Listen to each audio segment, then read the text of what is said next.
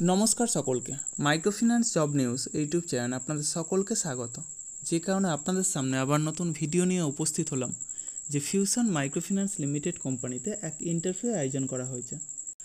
Audit officer এবং senior audit officer পোস্টের জন্য এই ইন্টারভিউ নেওয়া হবে সম্পূর্ণ অনলাইন পদ্ধতিতে।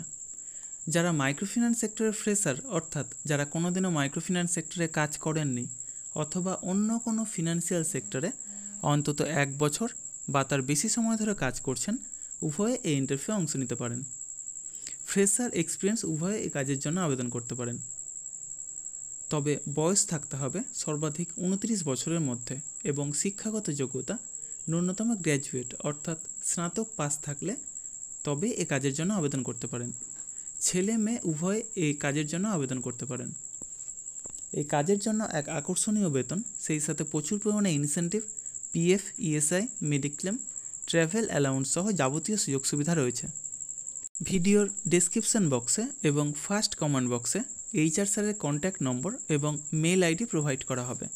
সেই মেল আইডিতে আপনার আপডেটেড বায়োডাটা পাঠাবেন এবং পরবর্তীতে আপনার সিভি শর্টলিস্টেড হলে আপনাকে এইচআরের তরফ থেকে ইন্টারভিউর জন্য ডাকা হবে।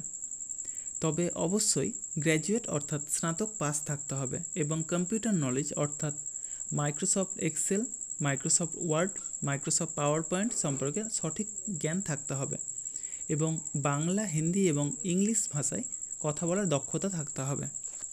মাইক্রোফিন্যান্স সম্পর্কিত কাজের তথ্য পেতে আমার ইউটিউব চ্যানেলটা অবশ্যই সাবস্ক্রাইব করবেন এবং সকলের সাথে শেয়ার করবেন।